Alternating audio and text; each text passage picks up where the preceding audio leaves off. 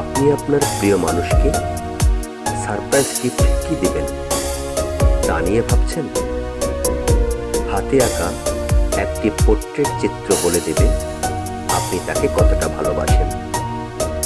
প্রিয় মানুষের অন্তরে স্মরণীয় হয়ে থাকতে দিতে পারেন এমনই একটি ব্যতিক্রম উপহার।